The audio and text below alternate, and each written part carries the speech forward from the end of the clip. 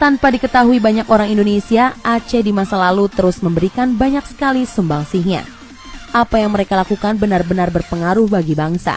Sehingga, sama seperti yang sudah diungkapkan sebelumnya, tanpa Aceh, Indonesia mungkin masih terlunta-lunta dalam keterpurukan.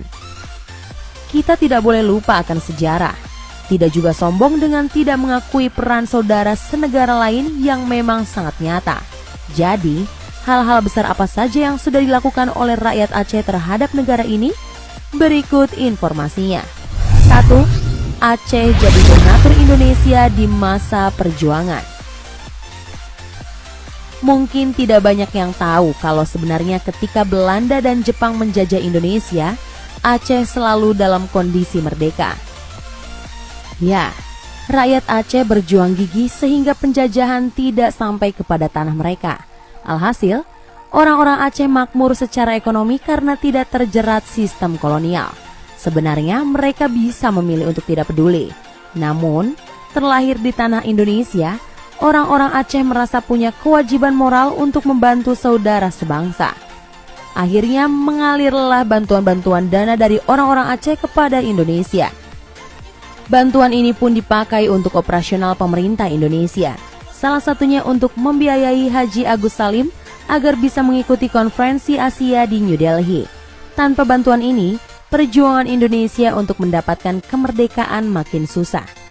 2. Rakyat Aceh patungan lalu belikan Indonesia pesawat.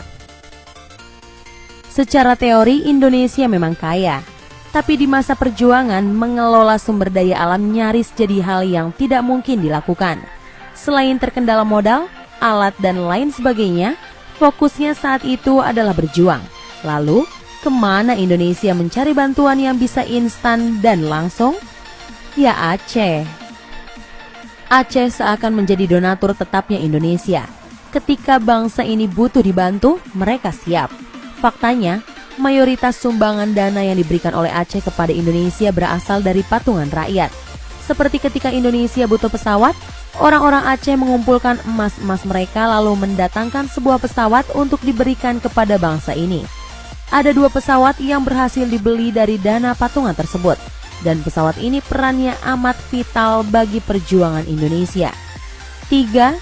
Aceh juga menyumbang kapal laut. Alutsista Indonesia di masa perjuangan sangatlah miris. Jangankan produksi, dulu para leluhur hanya memunguti dan juga membeli. Walaupun membeli bukanlah pilihan mudah mengingat ekonomi Indonesia tidak bagus, lagi-lagi Aceh memberikan bantuan untuk Indonesia. Kali ini berupa kapal laut dengan kode PPB-58LB. Kapal ini pun pengaruhnya sangat besar bagi bangsa. Dulu, ia dikemudikan oleh seorang laksamana muda bernama John Lee. Di tangannya, kapal ini berguna banyak, terutama perannya dalam mendistribusikan senjata-senjata. Seandainya Aceh pelit dan berbuah tidak adanya kapal ini, maka perjuangan Indonesia akan berlipat-lipat susahnya. 4. Peran penting radio rimba raya.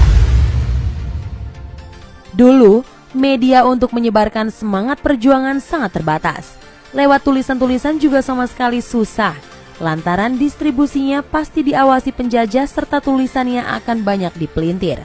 Radio jadi satu-satunya alat orang-orang dulu untuk saling berbagi kabar perjuangan. Meskipun demikian, tak banyak radio yang berdiri dan kemudian melakukan siaran berharga itu. Hanya beberapa gelintir saja, termasuk salah satunya adalah radio Rimba Raya yang ada di Aceh Tengah. Peran radio ini benar-benar vital. Para penyiarnya selalu tak henti-hentinya memberikan informasi penting tentang perjuangan bangsa. Misalnya dengan menegaskan bahwa Indonesia tetap berdiri ketika radio Belanda tak bosan-bosannya mengingatkan dunia jika mereka sudah menghapuskan bangsa ini. 5. Menyumbang emas Monas sebagai lambang kedigdayaan bangsa.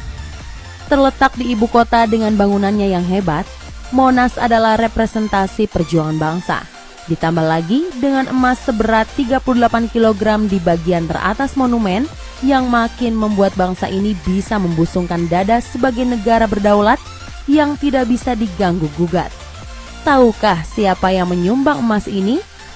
Ya, Ia adalah seorang pria asal Aceh. Bernama Tengku Markam, pria ini menyumbang 28 kg dari 38 kg emas di ujung Monas.